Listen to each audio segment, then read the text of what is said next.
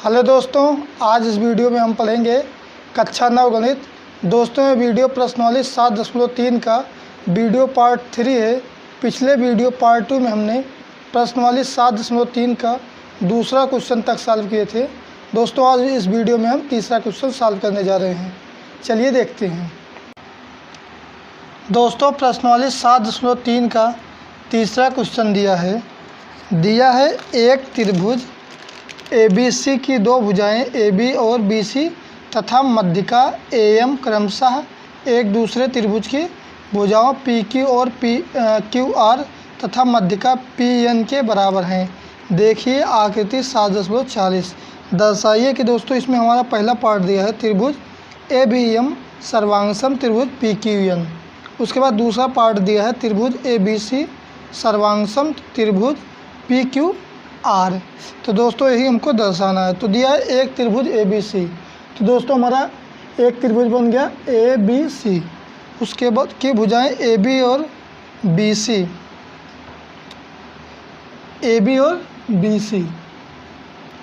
तो जो हमारा AB और BC मध्यिका AM।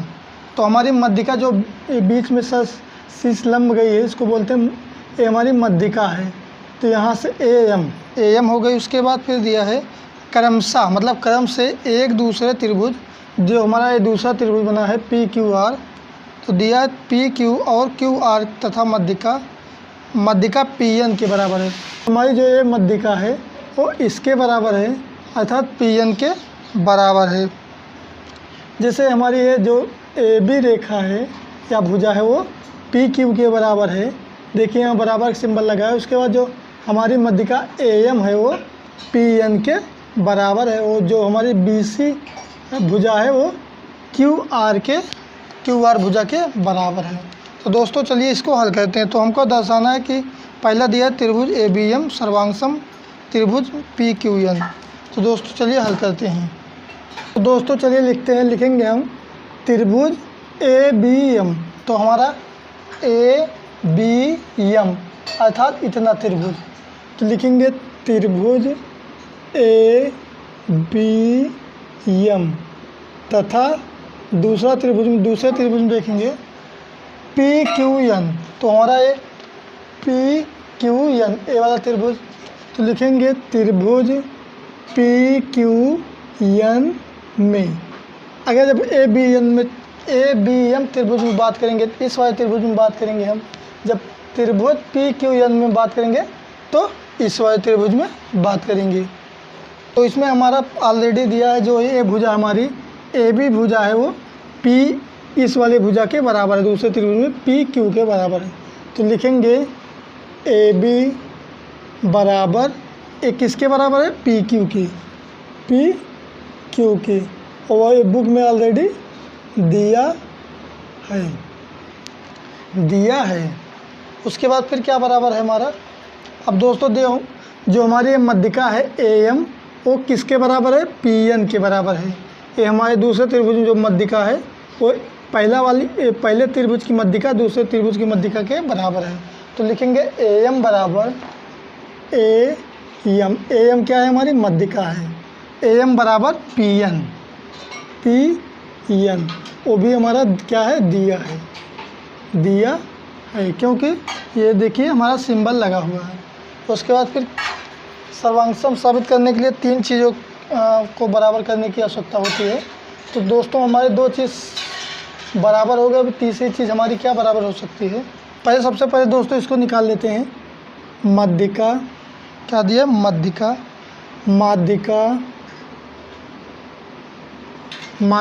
AM। तो जो हमारी मध्यिका मतलब क्या होता है, मध्य में। तो ये BC जो हमारी ये भुजा होगी BM और ये भुजा CM दोनों क्या होंगे, बराबर हो। जैसे कोई हमारे मान लीजिए 10 सेंटीमीटर है, मान लो मध्यिका मतलब मध्य में। तो ये इसके इधर कितना होगा, 5, और इसके इधर भी 5 होगा, अर्थात बराबर होंगे। तो लिखेंगे हम BM बराबर CM। क्या लिखेंगे, BM बराबर CM। अब दोस्तों जब हमको पूरी भुजा का मान ज्ञात करना पड़ेगा तो लिखेंगे BC बराबर, पहले इस वाले भुजा को जोड़ेंगे BM प्लस CM। अगर BC बराबर क्या होगा हमारा BM प्लस CM, अर्थात इस दोनों को जैसे दिया है हमारा 10 सेंटीमीटर है, 5 मान लीजिए, इधर 5 इधर 5, तो कितना होगा 10। तो अगर पूरे का मान हमको पूरी भुजा का मान ज्ञात करना होगा तो लिखेंगे BC बराबर BM प्लस CM। दोस्तों दूसरे त्रिभुज की मध्यिका देख लेते हैं। दूसरे त्रिभुज की मध्यिका है PN, तो माध्यिका PN। अब दोस्तों PN जब देखेंगे तो हमारा जो एक QN है वो RN के बराबर होगा, तो लिखेंगे QN बराबर RN। जब हमको पूरा Q और R का मान ज्ञात करना होगा तो लिखेंगे QR बराबर, इसको जोड़ेंगे तो QN धन RN। दोस्तों हमारा दिया है जो BC है वो QR के बराबर है, तो अब फिर हल करेंगे।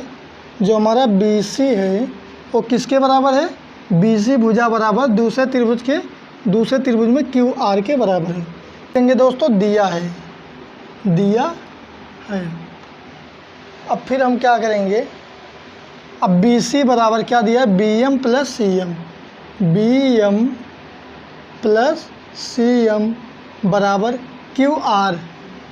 अब दोस्तों QR बराबर दिया है QN प्लस RN।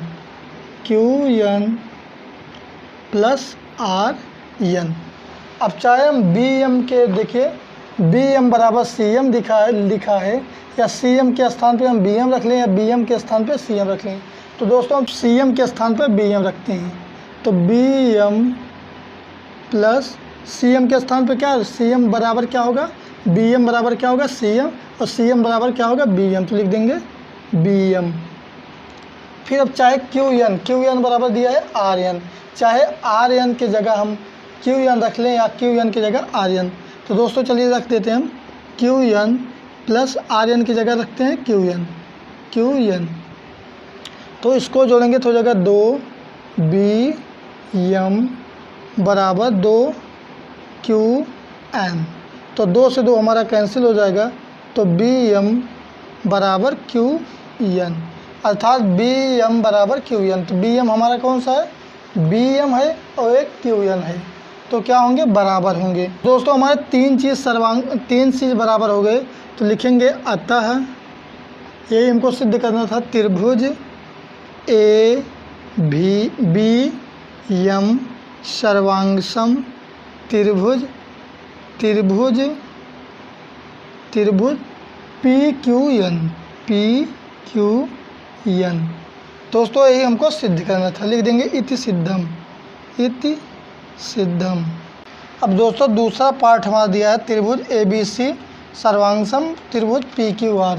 तो हमारा त्रिभुज ABC कौन सा है, ABC अर्थात पूरा त्रिभुज, उसके बाद फिर PQR अर्थात PQR है पूरा त्रिभुज। तो हमको बताना सर्वांगसम, तो हमको सिद्ध करना सर्वांगसम। तो दोस्तों हल करेंगे, हम लिखेंगे त्रिभुज ABC तथा दूसरा त्रिभुज हमारा कौन सा है PQR, त्रिभुज PQR में। दोस्तों हमको क्या दिया है, इस वाले भुजा में देखिए AB जो भुजा है वो PQ के बराबर है, लिखेंगे AB बराबर PQ, वो क्या है, दिया है। और दोस्तों पूरी भुजा में BC बराबर वो दूसरे त्रिभुज में QR के बराबर है, तो लिखेंगे BC बराबर QR, वो भी दिया है। अब दो चीज़ हमारे बराबर हो गए, तीसरी चीज़ क्या बराबर हो सकती है। अब दोस्तों तीसरी चीज़ हमारे बराबर हो सकते हैं कि एक कोण B और कोण Q, क्योंकि हमारे B का जब इस वाले त्रिभुज को इस पे रखेंगे या B का संगत कोण होगा Q, तो लिखेंगे कोण ABC, तो लिखेंगे कोण ABC बराबर होगा कोण पी क्यू आर अर्थात इस वाले कोण के बराबर होगा। तो लिखेंगे कोण पी क्यू आर। तो इसको बोलते हैं हम संगत कोण, क्योंकि हमको पता है जब हमारे त्रिभुज सर्वांगसम साबित हो जाते हैं, संगत कोण संगत भुजा क्या होते हैं, बराबर होते हैं। तो हमारा क्या है, संगत कोण। तो तीन चीज़ अब हमारे ऑलरेडी बराबर हो गए, तो इसको लिखेंगे अतः त्रिभुज ए बी सी सर्वांगसम त्रिभुज पी क्यू आर। लिखेंगे इति सिद्धम। यही हमको सिद्ध करना था। दोस्तों प्रश्नावली 7.3 का चौथा क्वेश्चन दिया है बी ई और सी एफ एक त्रिभुज ए बी सी के दो बराबर शीर्ष लंब हैं। आर एच एस सर्वांग समता नियम का प्रयोग करके सिद्ध कीजिए कि त्रिभुज ए बी सी एक समद्विबाहु त्रिभुज है। तो समद्विबाहु त्रिभुज क्या होते हैं, तो जो हमारे कम इसमें दो भुजाएं बराबर होती हैं, तो उसको क्या बोलते हैं, समद्विबाहु त्रिभुज। तो हमको इसमें दर्शाना है कि समद्विबाहु त्रिभुज है कि नहीं। दोस्तों आर एच एस सर्वांग समता नियम, यदि दो समकोण त्रिभुज में एक त्रिभुज का कर्ण और एक भुजा क्रमशः एक दूसरे कर्ण और एक भुजा के बराबर हो तो दोनों त्रिभुज सर्वांगसम होते हैं। तो दोस्तों यहाँ आर को बोलते हैं राइट एंगल, कर्ण को बोलते हैं हाइपोटेन्यूज, भुजा को बोलते हैं साइड। तो दोस्तों चलिए देखते हैं। तो सबसे पहले हम सर्वांगसम साबित करते हैं। तो दोस्तों दिया है बी ई और सी एफ त्रिभुज ए बी सी के दो बराबर शीर्ष लंब हैं।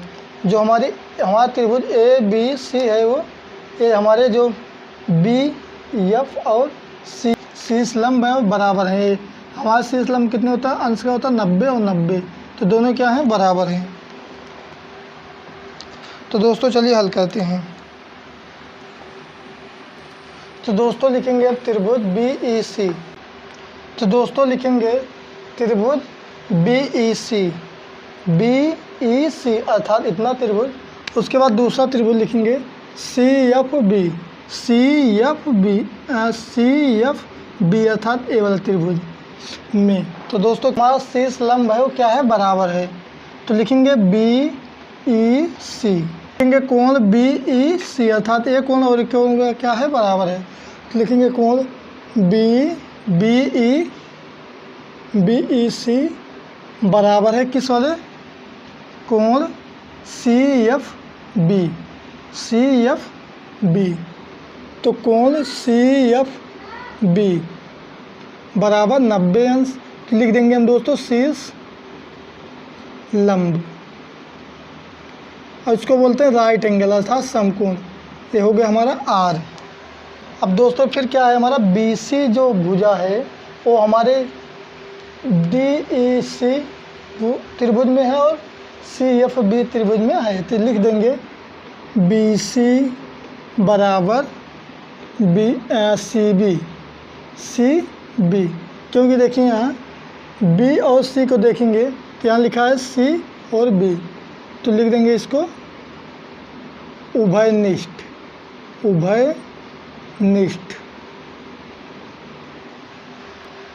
उसके बाद दोस्तों दिया है बी ई बराबर, जो दोस्तों हमारी भुजा है बी ई और सी एफ के बराबर है, क्योंकि दिया है यहाँ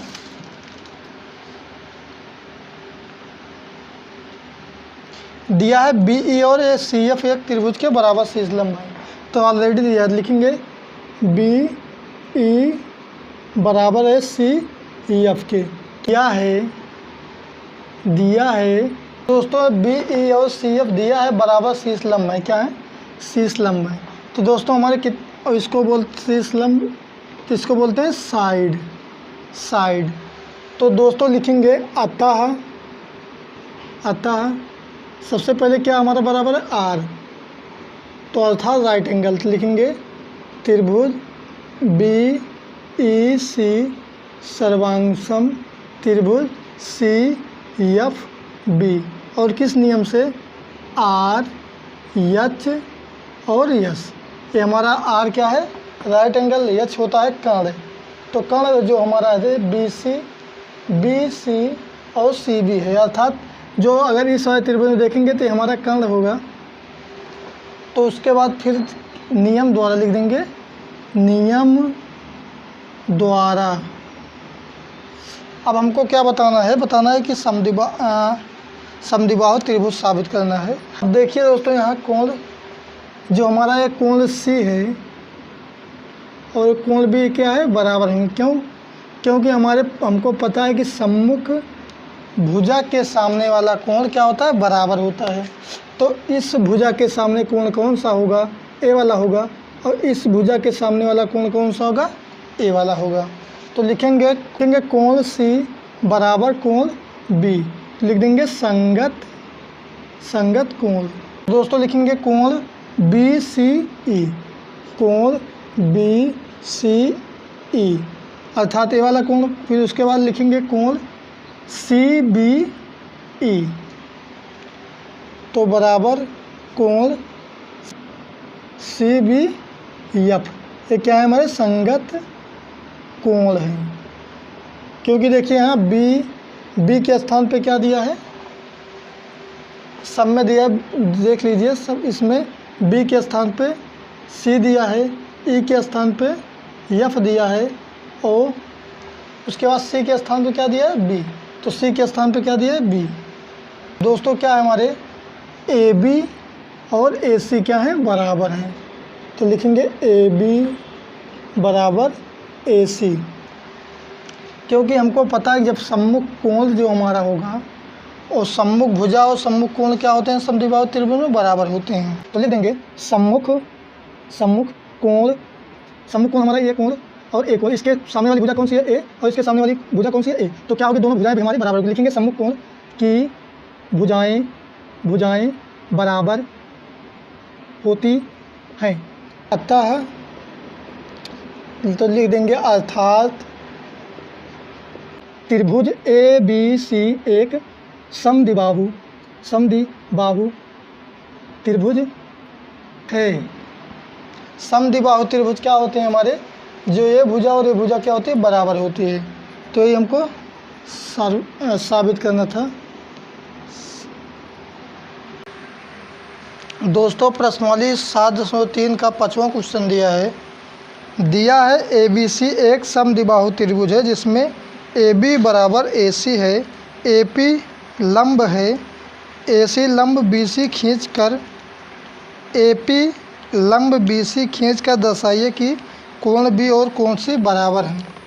तो दोस्तों हमको एक त्रिभुज दिया है ए बी सी, और किस प्रकार का दोस्तों ए बी सी किस प्रकार का त्रिभुज दिया है इसमें समद्विबाहु त्रिभुज।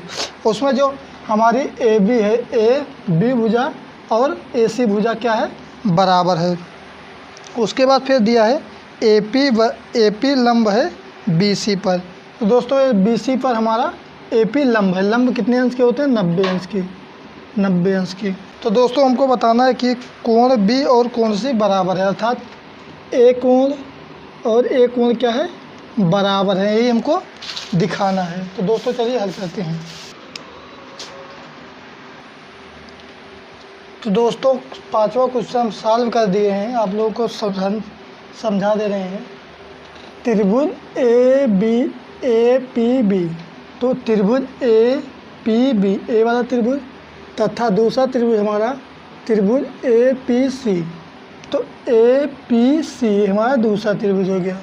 उसके बाद दोस्तों ए बी बराबर बी सी, जो हमारी ए बी भुजा है, ए और बी भुजा है, वो किसके बराबर है, ए सी की, क्योंकि ये ऑलरेडी बुक में दिया है। उसके बाद जो हमारा लंब दिया है कोण ए पी बी, तो ये हमारा लंब कितने अंश के हैं, होते हैं 90 अंश के, ए पी बी ए वाला। उसके बाद किसके बराबर होगा, ए पी सी, इस दोस्तों कितने अंश के हैं, लंब 90 अंश के। तो ए पी लंब है बी सी पर। दोस्तों यही हमको कारण बता दिए।